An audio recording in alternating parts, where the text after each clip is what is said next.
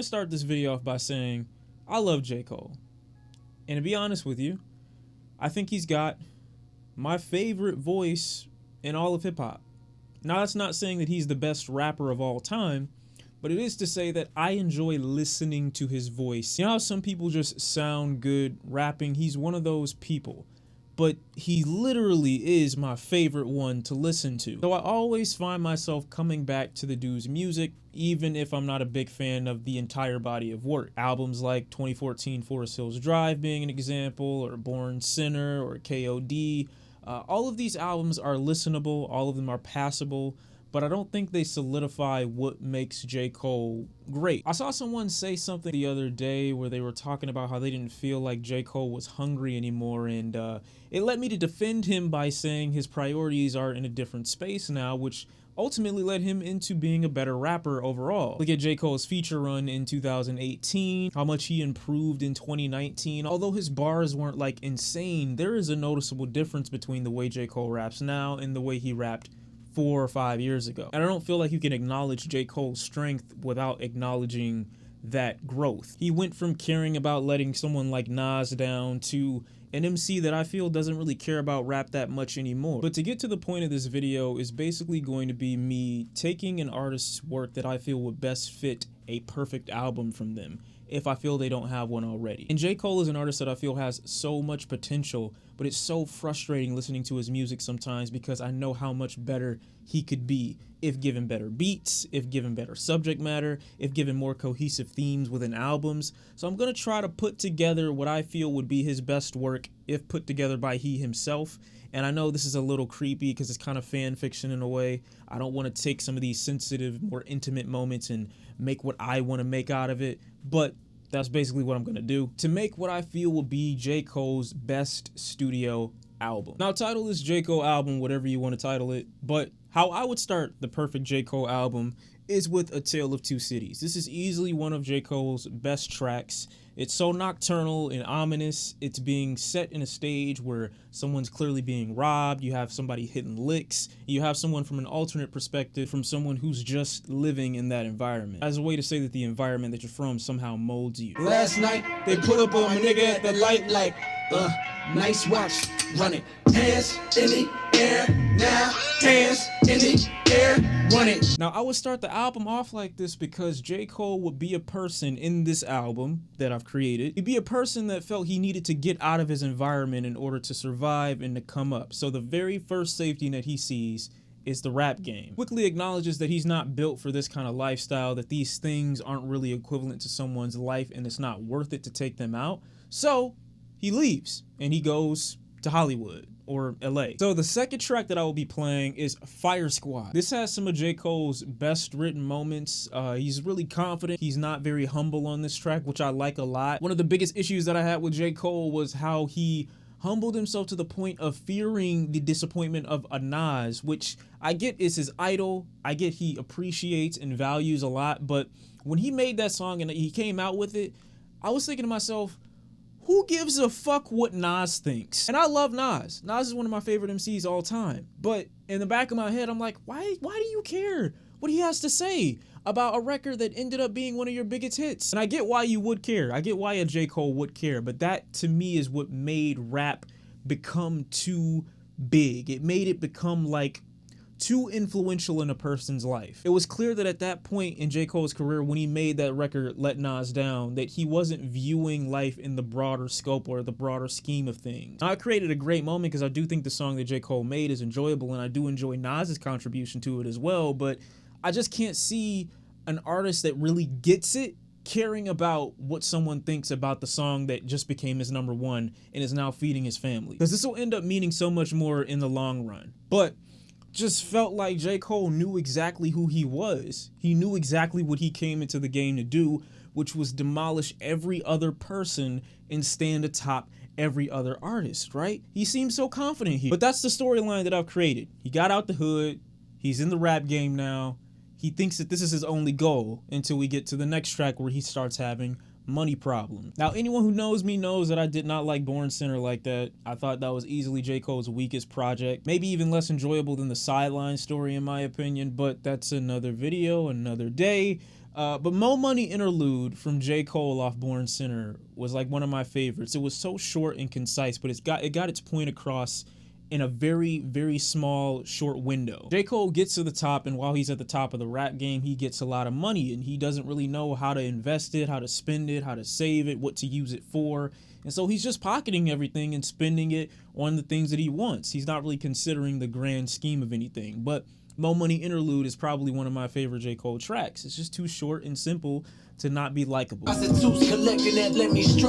next track I've got is ATM, which is a track where J. Cole is talking about how, again, rappers don't actually know how to utilize their money, how money controls them, how they'll do anything to get it, but don't know what it actually does to them in the process. I know this is difficult. I'm stacking this paper that's sort of habitual, and fucking your bitch like it's part of my ritual, part individual. In this track, J. Cole talks about how miserable he would be without the money. He talks about how miserable he would be without his possessions, and how he doesn't acknowledge at this moment he would give up everything to have it, but it so deeply controls him, and he doesn't really notice it yet. That is until the next track, Brackets, where he acknowledges that he has to pay taxes. He's been in the game for a little bit, got some money and spent a lot of it. Now he's dependent on it and doesn't realize that he has to pay someone to keep it. Having to pay Uncle Sam and all these other things kind of puts a different lens on what he remembers he came into the game for. It's no longer as simple as just leaving his hood and his environment.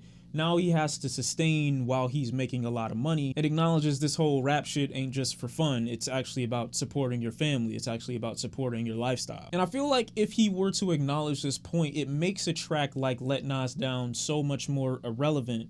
Not to say that artistry isn't important, because it is extremely important, but if there was a rapper who came into the game just to make money, there's nothing wrong with that at all. If he came into the game just trying to find a way to support himself and his family and eventually do something even greater with it, I see no problem with that whatsoever. So as we go further into the album, the spirit of rap tends to trickle off a bit. No longer caring about being the best, he's figuring out a way to distribute himself evenly amongst all these different parts of his life. The next song on this perfect album would be Get Off My Dick. This is where J. Cole sees that everything that he's been doing recently hasn't been good for him. He sees how little he is in the grand scheme of everything, even still not being big enough to avoid something like taxes on Brackets in the previous track. Realizing how small he is and how little he's actually done with his wealth and his influence, he starts to develop a new purpose, something greater than just leaving your hood and getting rich. Cole outside and he said he got a gun. Niggas like, man, that's what everybody said. Go and pop the trunk and everybody dead, everybody scared. By this point in the video, I can guarantee you someone saying, oh, but what about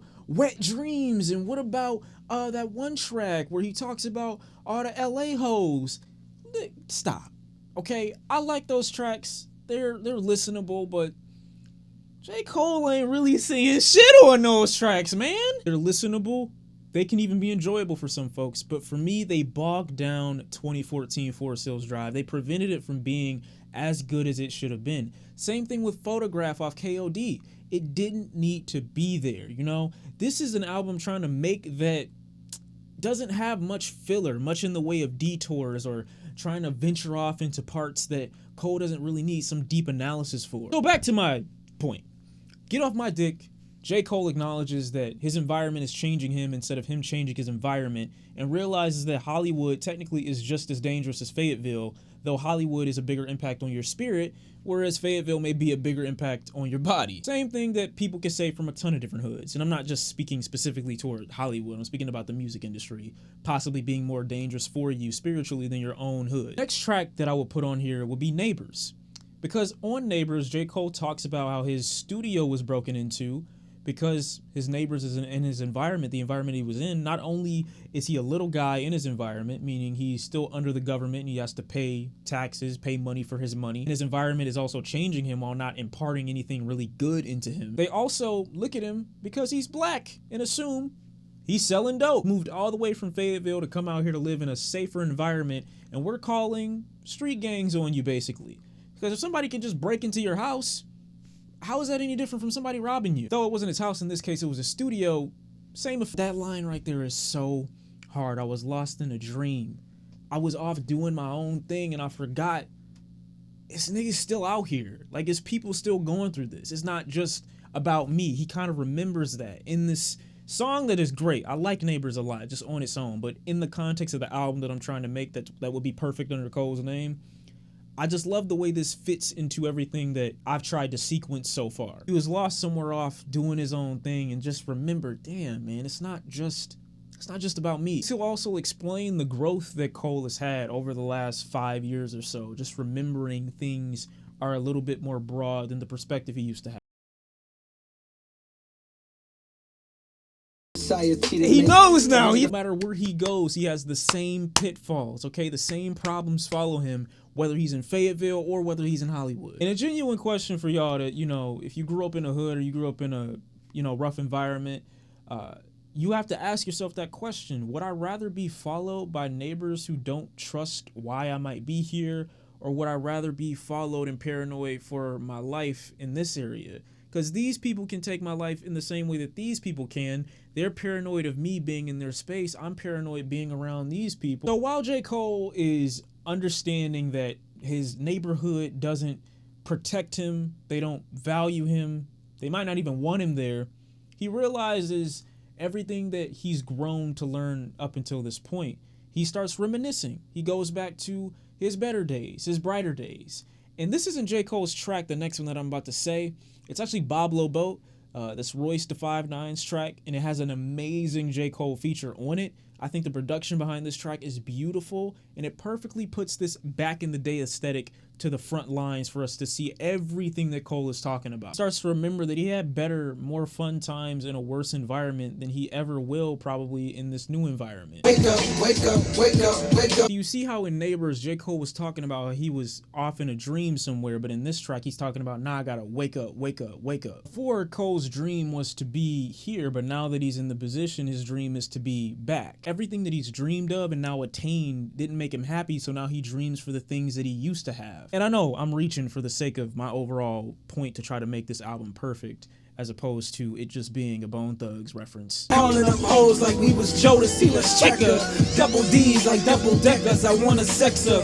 But these keys don't come with game on how to finesse her. A much better way for him to include parts of his sexual relationship and his romance life in a little bit more subtlety than the cringe that I felt was on Wet Dreams and what he was trying to say off Photograph. He illustrates his points in this song much, much better, much more relatable, but subtle at the same time. And don't get me wrong, I'm not saying there's anything wrong with Cole sharing those moments, but I don't want to hear them on an album. So now Cole's reminiscing about everything that made him happy when he was younger, but in this moment of reminiscence, that's not a word, he remembers the bad times as well, and he goes back into the issues dealing with his mother's alcoholism on An Addict, which is probably one of the better tracks off of KOD, one of the more heartfelt moments. Starts to remember why he left, why he wanted to get away. It's not as easy as just leaving and then remembering the good times and then wanting to go back, because he also remembers why he left in the first place. That's when I see her like this, too young to deal with pain. I'd rather run the streets than see her kill herself, so Phil became my escape. The album that I'm like trying to build here is so much more cohesive than the detours that we keep getting off of his other records to me. J. Cole has it in him to drop a 10 out of 10 perfect album. I just don't think he's done it yet, because his brain or his mind or whatever it is just allows him to venture off into these other subjects that don't end up adding to the album. In remembering his mother's addiction, he also remembers that there are things going on in the part of the area that he's from, and he can't ignore those things. So we get the best written track I think Cole has ever made, which is For Your Eyes Only, the title track off of his 2016 project. And the thing I like so much about this album is it's told from the perspective, or the thing I like so much about this track is it's told from the perspective of one of his fallen friends. His friend, he remembers how many other people from his same town share the same fate. This is just one of very many stories. So while he remembers the good times that he had from his hometown, he immediately remembers the bad times that he had with his mother. Though he may love her, he still was like, you know what? I needed that bit of escapism.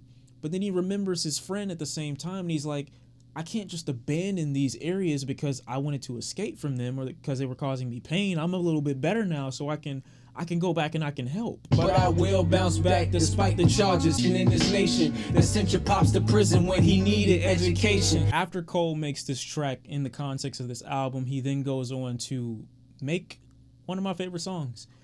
And it's unfortunate that the song actually comes from DJ Khaled, and it's called Jermaines Interlude. I'm really upset that it landed on Major Key. Of all albums, J. Cole should have had this as his own project. I think it was originally a Spillage Village. I'm pronouncing it wrong.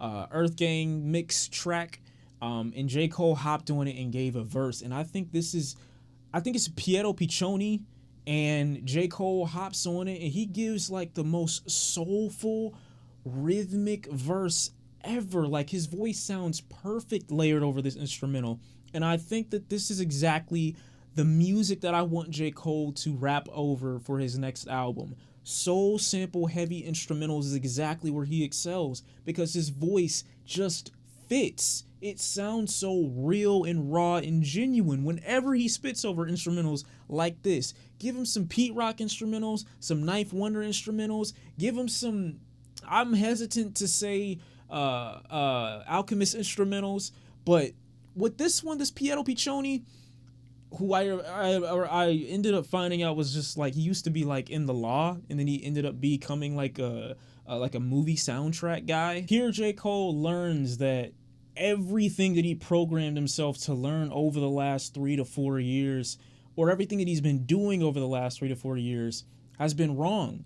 Because, as he says, niggas is out here dying from police that flash the siren and just start firing. Starts to realize that everything he thought he was doing right for his mom didn't fix her anxiety or her depression, especially if he left her alone right after he did it. How money didn't end up solving any of his problems. How everything that he had ran away from was still right next to him.